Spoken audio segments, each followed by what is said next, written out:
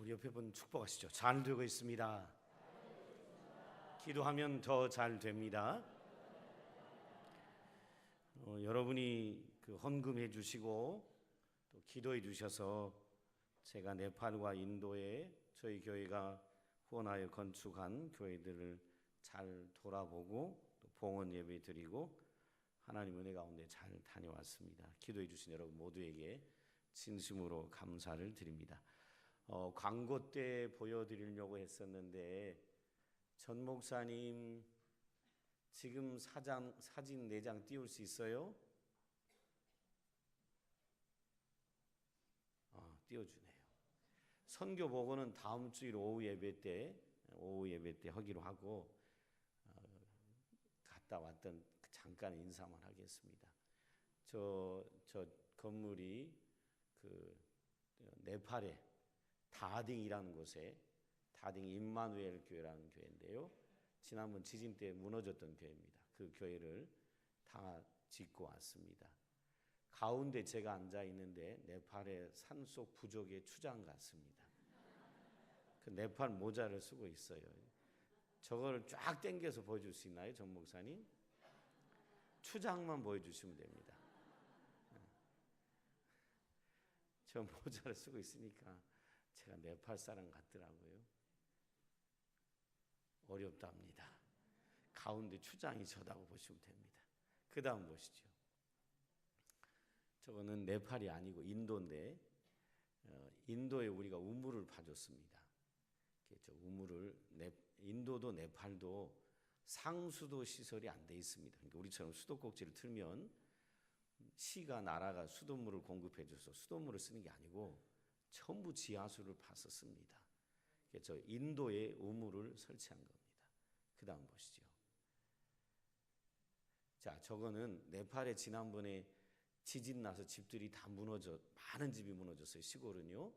특히 흙으로 지어진 집들은 다 무너졌습니다. 우리 교회가 헌금한 헌금으로 양철을 삥 둘러서 집입니다. 저 양철 하나가 벽이고 지붕도 양철 한 장이 올려져 있습니다. 저 양철 집에 들어가서 제가 예배 인도를 합니다. 근데 저 나라의 문화인데 제가 침대 위에 올라가 있습니다. 나 땅바닥에 앉으려고 했더니 침대에 올라가라 그래요. 아유, 불편해서 내려간 지를 거기 올라가래요.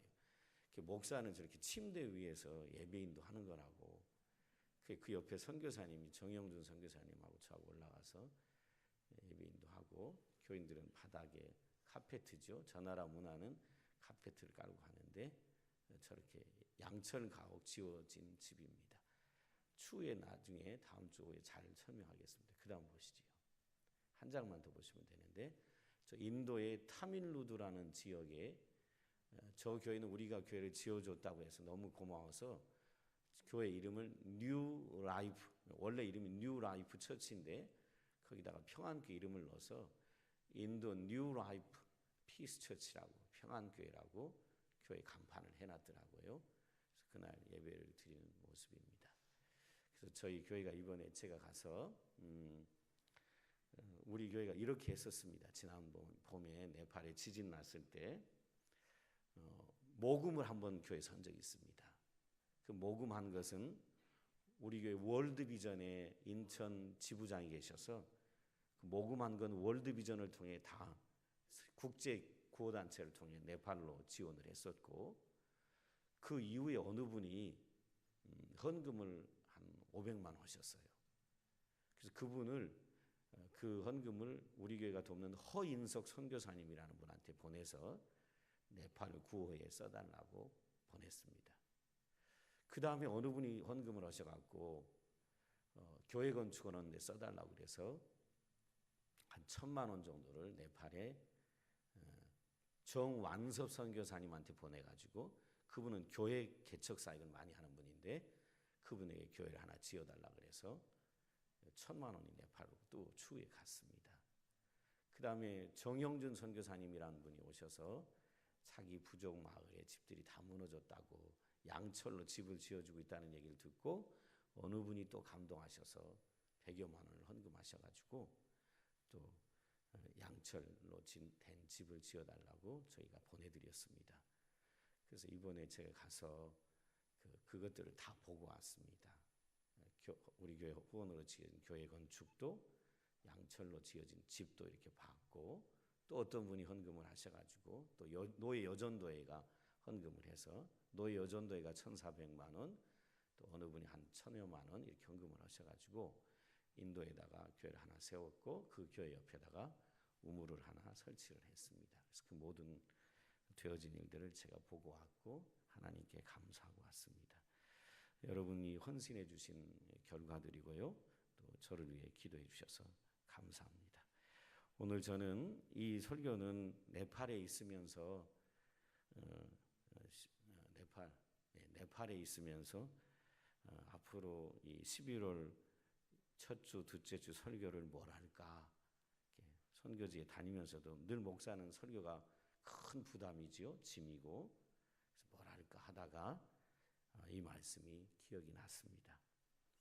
그래서 11월 한 달 동안 이 본문을 가지고 세 번에 나눠서 설교하려고 합니다.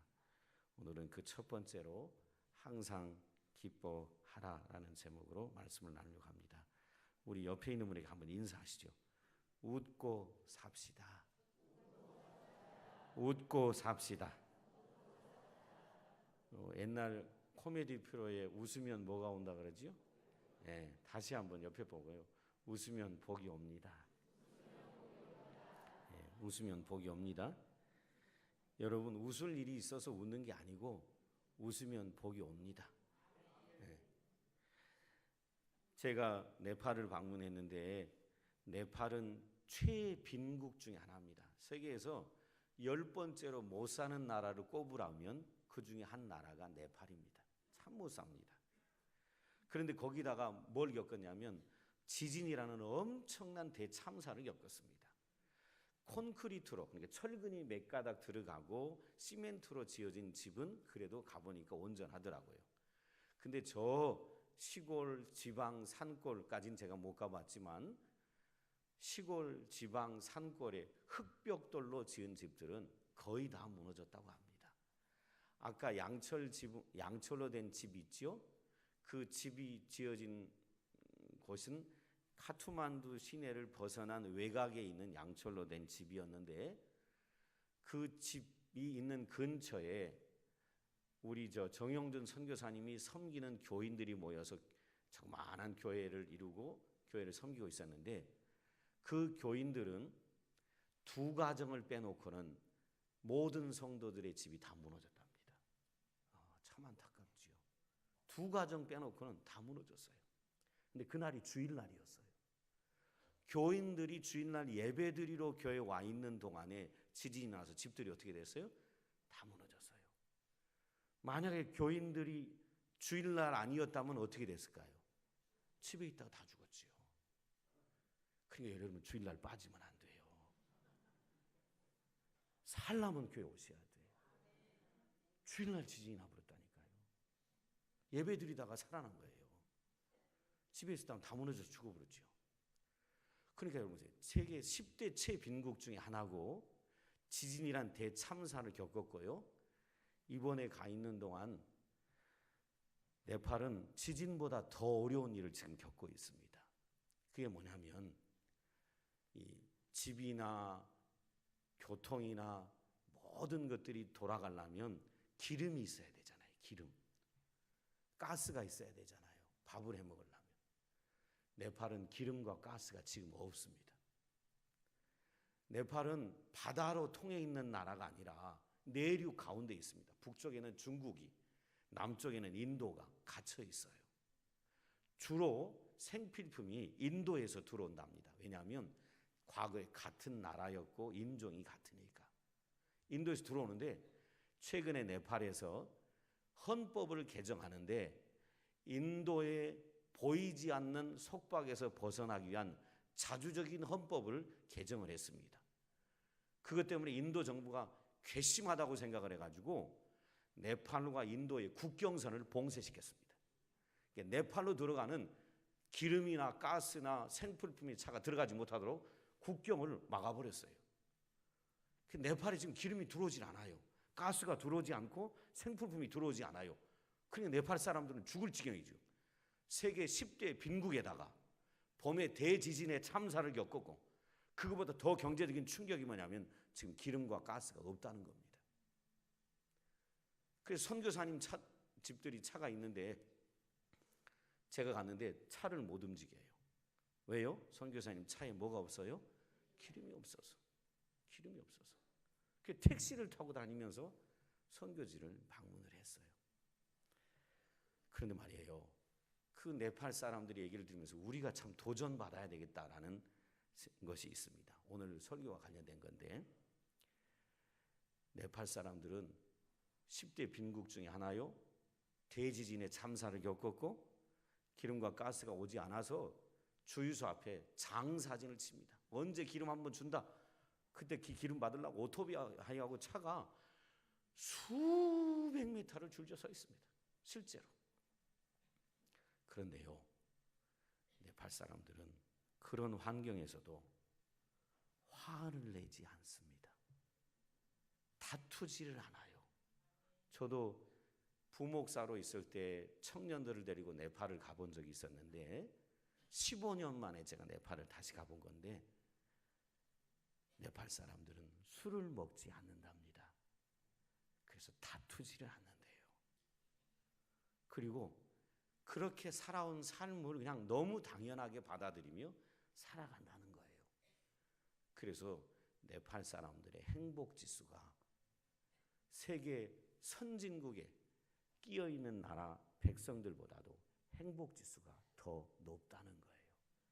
가진 것이 없고 집도 없고 심지어 지금 기름도 가스도 오지 않아 밥을 못 해 먹어요.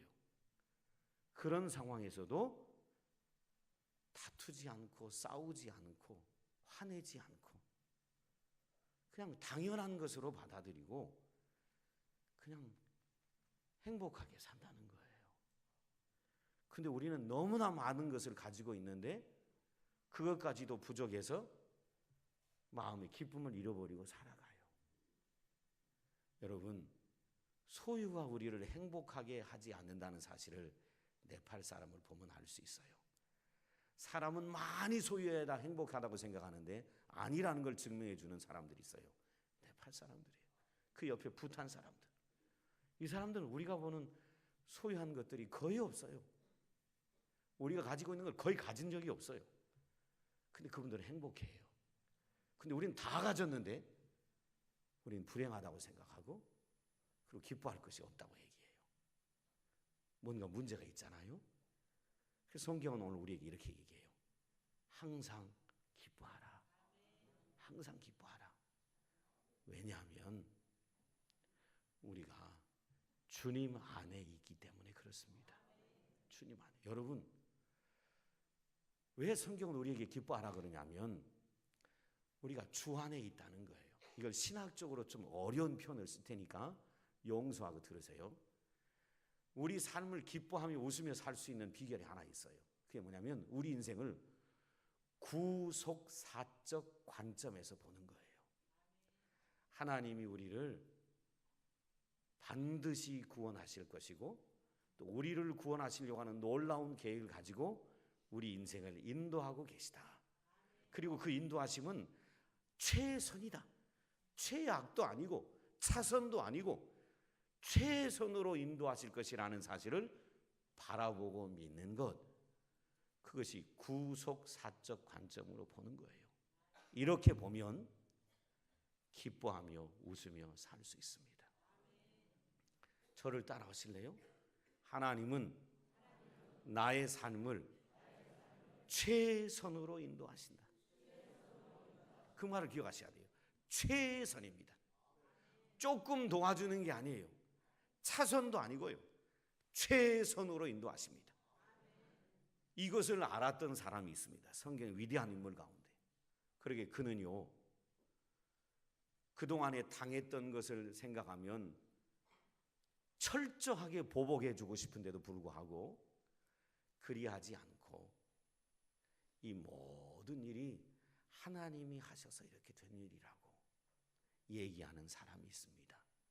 그 사람이 누구냐면 요셉입니다. 여러분, 창세기 45장을 한번 가볼까요?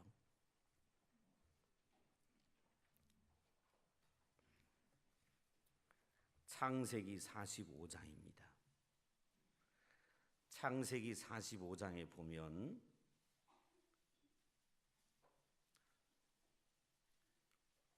45장 5절부터 한번 보십니다.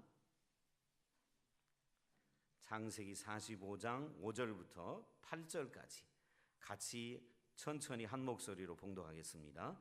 당신들이 나를 이곳에 팔았다고 해서 근심하지 마소서.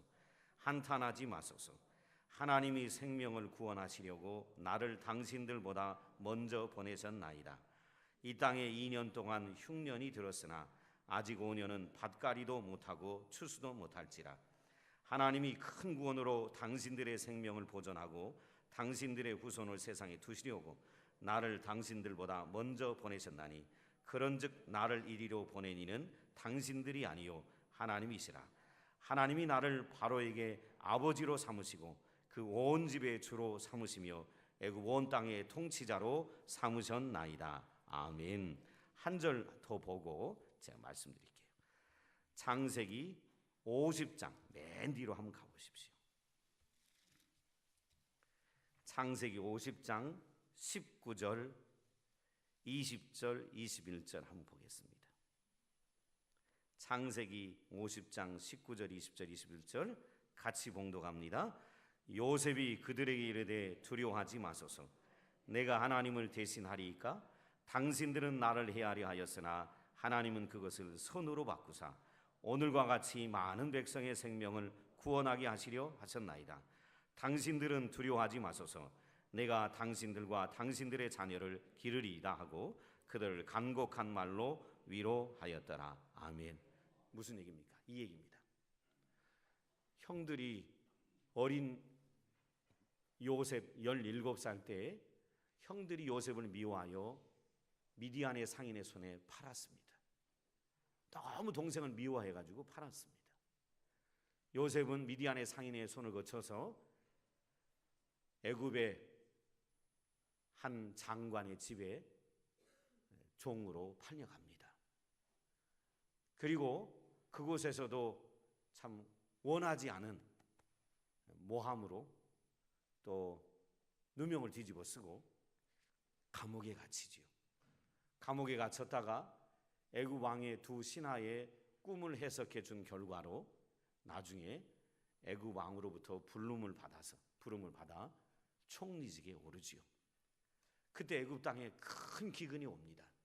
근데 요셉이 이것을 미리 예견했고 하나님이 알려주셔서 애굽 땅은 잘 준비하여 지금 흉년을 넘어가는 중입니다. 2년째 넘어가고 아직 5년 남았다 그랬지요. 그때 애굽 땅에는 쌀이 있다는 사실을 알고 애굽 말고 다른 나라에서 쌀을 구하러 애굽 땅으로 옵니다. 그때 가나안 땅에 살고 있던 애굽의 요셉의 형제들도 부모도 쌀을 구하기 위하여 애굽 땅으로 내려옵니다. 내려와서 요셉은 그 형들을 바라보자마자 자기 형인 걸 알았습니다. 그런데 형들은 요셉을 잊어버렸습니다. 왜냐하면 사춘기 때 동생을 팔아버렸고 사춘기를 지나서 10여 년이 지난 동생은 훌쩍 커버렸고 성인이 돼 있고 그리고 다른 나라의 총리가 돼 있을 거라는 걸 꿈에도 형제들은 생각하지 못했기 때문에 요셉인지 못 알아봤습니다. 근데 요셉이 형들을 보자마자 주체할 수 없어서 자기가 요셉이라고 얘기합니다. 그때 여러분 형들이 얼마나 충격이겠어요.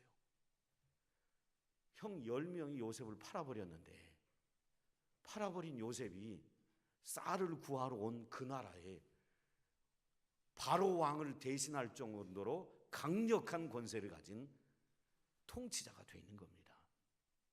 보자마자 무슨 생각이 들까요? 알게 되자마자 우리는 뭐 했다? 죽었다. 그 생각 들 거 아닙니까? 그때 요셉이 한 말이 뭡니까? 두려워하지 말라고. 나를 팔았다고 두려워하지 말라고. 당신들이 나를 판 게 아니라 하나님이 당신들의 생명을 구원하려고 나를 먼저 이곳에 보낸 것이라고. 놀랍잖아요. 자기를 팔았던 형들 얼마나 미웠겠어요. 그 형들을 다시 만나게 됐으니 10여 년 만에 죽이고 싶은 생각 들지 않겠어요? 근데 요셉은 그렇게 생각하지 않았어요. 요셉은 이걸 구속사적인 관점에서 봤어요. 하나님이 우리 가족을 구원하려고, 그리고 그 당시에 인류를 구원하려고 나를 어디 보냈다? 애굽 땅에 보냈다.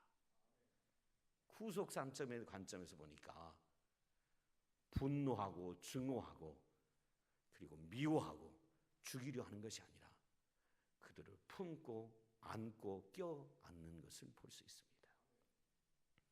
그리고 와서 형제들이 머물고 살다가 아버지가 돌아갔습니다. 야곱이 돌아가시자 이제 아버지가 안 계시니까 형들이 또 한 번 뭐 합니까?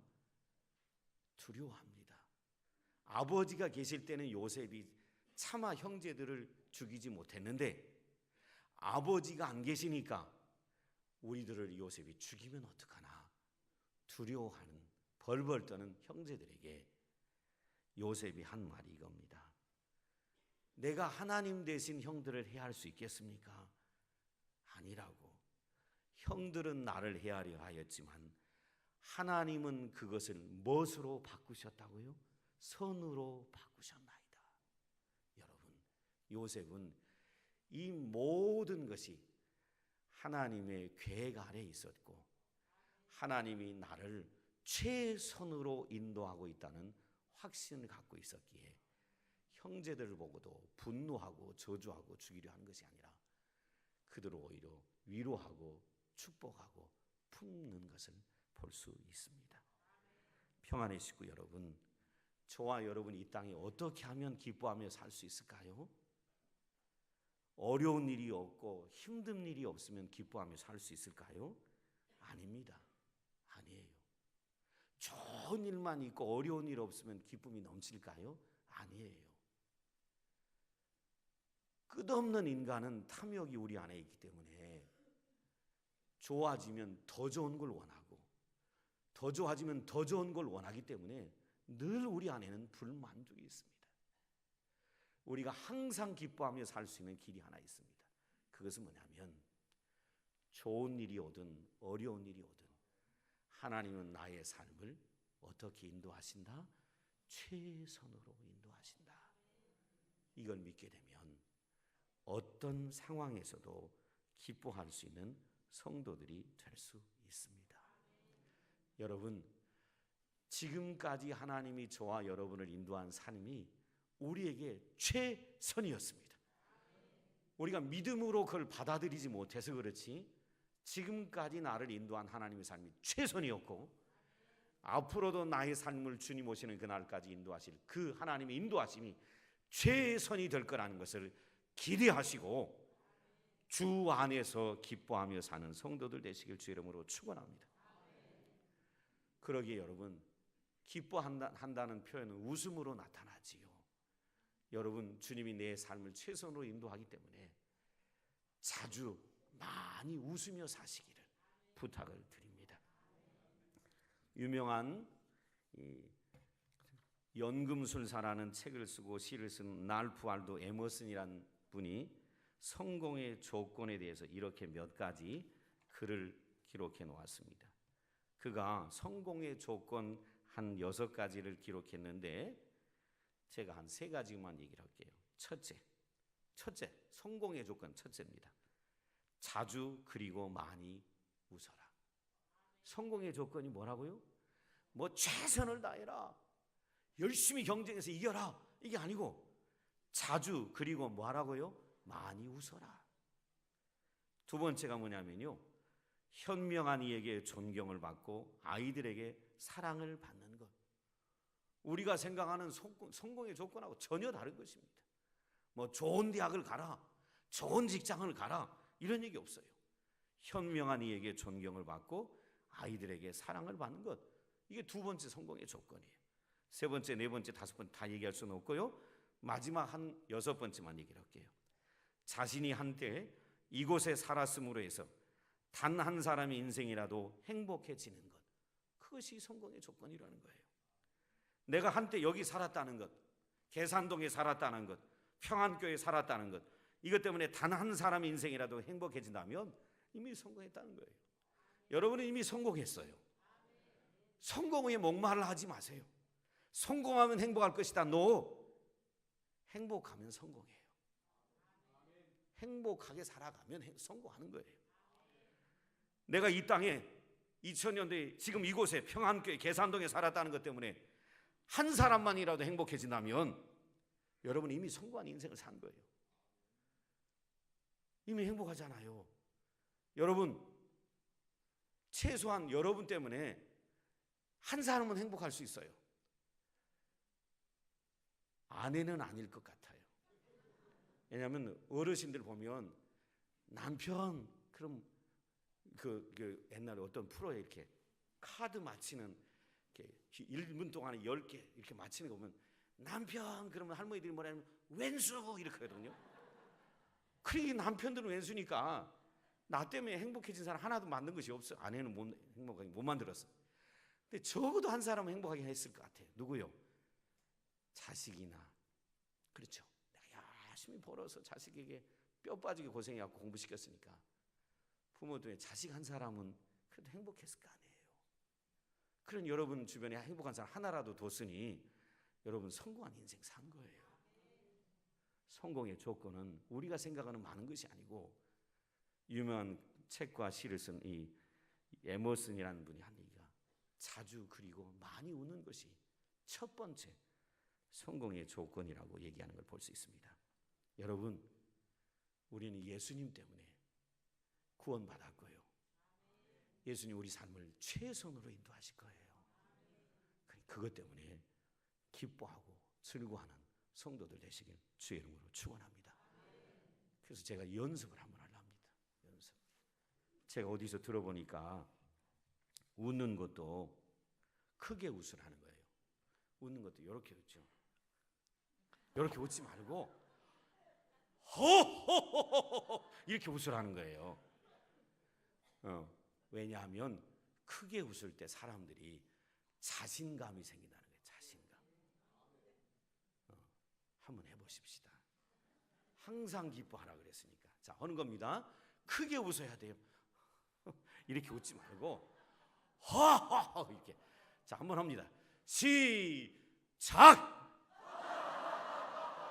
오, 행복이 오고 있어요. 행복이 오고 있어요. 그 다음이요. 크게 웃는데 그 다음 뭐냐면 길게 웃으라 합니다. 어떤 연유에서 나온지 모르지만 11.6초 이상 웃게 되면 11.6초, 저는 어떤 연유인지 모르겠어요. 하여간 길게 웃으면 사람이 행복해지고 자신감이 생긴다는 거예요. 자, 그래서 이번에는 옆에 분 보고 하는 건데요. 이번에는 내가 주일 낮에 이렇게 해본 적이 없는데 여러분 행복하게 해드리려고 하는 거예요. 일어나 보시죠. 일어나 보시죠. 12초 이상 웃는 건데 부부가 아니면 손뼉을 마주치지 마세요. 부부가 아니면 마주치지 마세요. 남자끼리는 마주쳐도 되고 여자분끼리는 마주쳐도 돼요. 자, 이제 옆에 사람 봐요.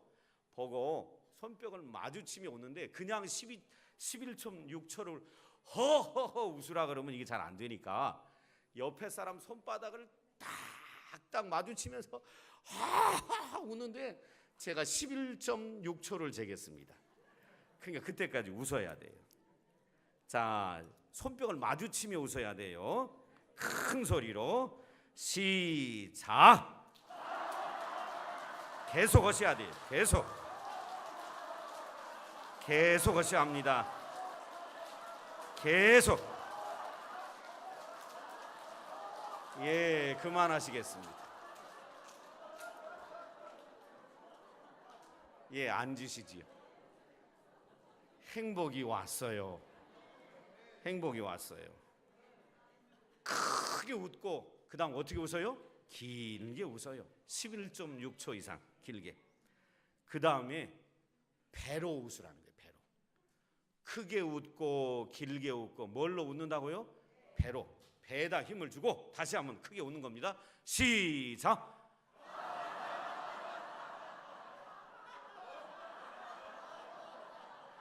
참.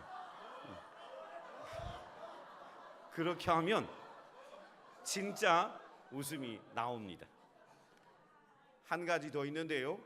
크게 웃고 길게 웃고 배로 웃고 힘주고 웃는 겁니다. 이 힘주고 웃는 건 뭐냐면 관략근을 딱 조이며 웃는 겁니다. 이 관략근을 조이며 웃는다는 말이 뭔 말입니까, 목사님? 이렇게 물어본다면 참 주일 아침부터 얘기를 해서 좀 죄송스럽지만 모르니까. 근데 집에 가서 또 물어볼 수는 없고, 그러니까 설명해야죠. 쉬운 얘기를 할게요. 애들 표현을 할게요. 똥꼬를 꽉 이렇게 꽉 조이면서 웃는 겁니다. 이해되셨죠? 그러면 힘줘서 웃으면 사람이 자신감이 생기고 웃음이 쫙쫙 나온다는 거예요. 우리 한 번만 더 하십시다. 일어나가지고 크게 길게 배로 똥꼬를 딱 조이면서, 이거 중장년 때 똥꼬 이렇게 줄이는 훈련을 하면 건강하게 살아요. 똥꼬가 풀리면 이미 끝난 거예요, 인생이. 죽은 사람이 두 가지가 풀려요. 여러분도 잘 아시죠? 죽은 사람은 두 가지가 풀려요. 뭐예요? 눈동자가 다 풀려버려요. 또 하나가 뭐예요? 똥꼬가 풀려요. 그래서 그거 보면 사망했는지 안 했는지 금방 알아요. 그러니까 똥꼬를 딱 조인다는 건 건강하다는 거예요. 자, 이 네 가지를 동시에 하는 거예요. 큰 소리로 11.6초, 그리고 배에다 힘주고 똥꼬를 딱 조이며 크게 웃는 거예요. 행복이 옵니다. 자, 손바닥을 막 마주치면서 힘차게 시작.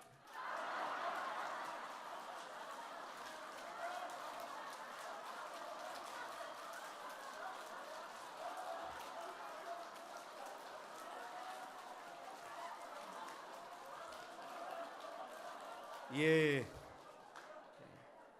안 끝날 것 같아요.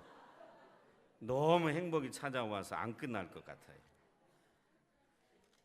여러분, 하나님이 저와 여러분의 삶을 정말 최선으로 인도하실 거기 때문에 그것 때문에 기뻐하며 사십시오. 조건 때문에 기뻐하는 게 아니라 주님 때문에 기뻐할 수 있었으면 좋겠어요. 한 가지 더 말씀을 드리면, 이 데살로니가 전후서는 재림에 관한 얘기를 많이 합니다.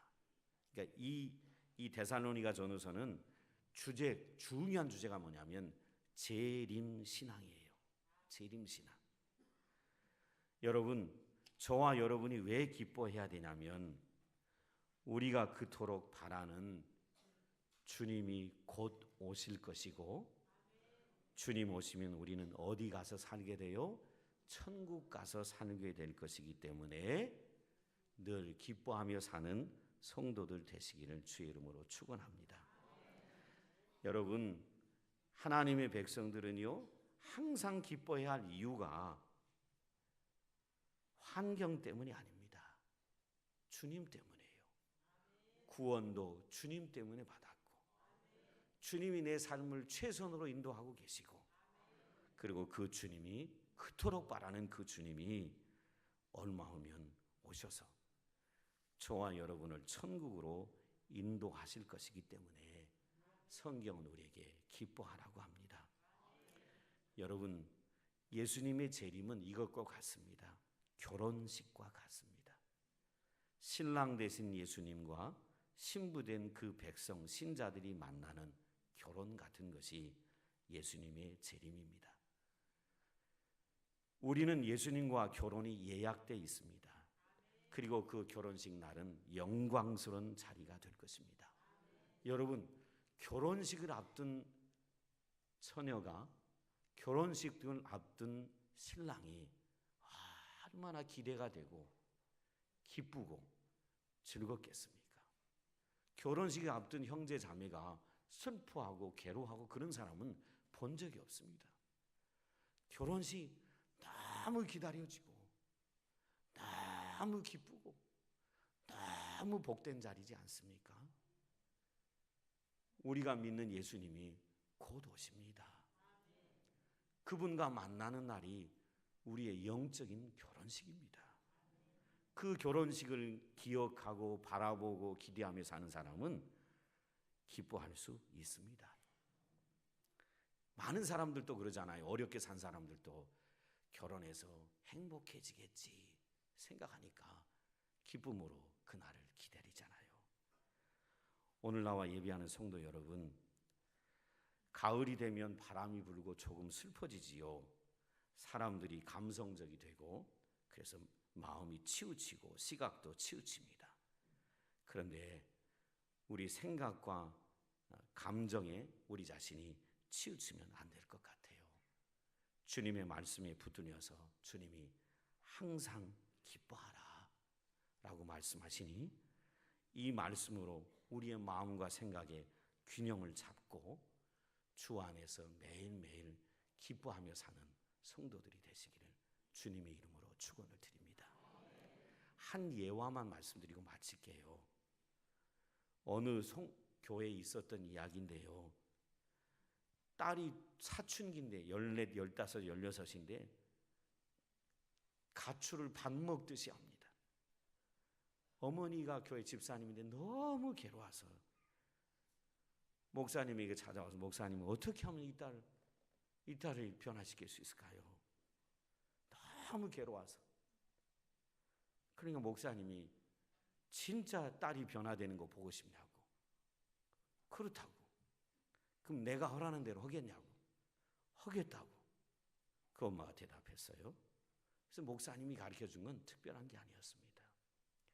지금 사춘기에 가출을 밥 먹듯이 하는 그 딸을 보니까 너무 화가 나고 너무 괴롭고 그냥 어떨 때 막 때려 죽이고 싶고 이런 건 집에서 나갔으면 좋겠고 그런 생각 드니까 마음의 기쁨이 하나도 없는 겁니다. 근데 목사님이 뭘 가르쳐줬냐면 특별한 게 아니었습니다. 과거에 그 딸 때문에 기뻤던 일을 생각해 보세요. 그리고 그 딸 때문에 기뻤던 걸 가지고 하나님께 감사하며 기도해 보세요. 이렇게 가르쳐줬습니다. 지금 눈앞에 있는 딸을 보면 하나도 기쁜 일이 없습니다. 가출을 밥 먹듯이 하니. 근데 이 목사님 얘기를 듣고 가서 뭐 특별한 걸 해보라고 한 것이 아니니까 딸 때문에 기뻤던 걸 생각해 보라고 하니까. 여러분, 최소한 부모가 자식 때문에 제일 기뻤던 날이 언제죠? 태어났을 때잖아요. 이 대답이 안 나온 어르신, 부모들은 이상한 부모들이에요. 최소 지금은 못마땅해도 최소 제일 기뻤을 때가 언제입니까? 태어났을 때 그 아이를 볼 때 얼마나 기뻤어요. 그리고 이 아이가 일어나려고 할 때 얼마나 기뻤어요. 이 아이가 말을 탁 띄어서 엄마 하려고 할 때 얼마나 행복했어요.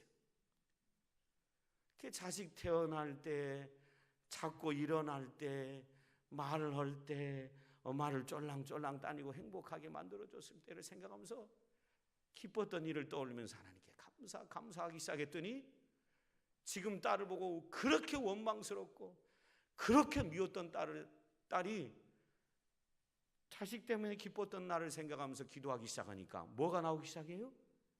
감사가 됩니다. 감사했구나. 감사했구나. 그리고 이 어머니의 눈에서 눈물이 줄줄줄줄.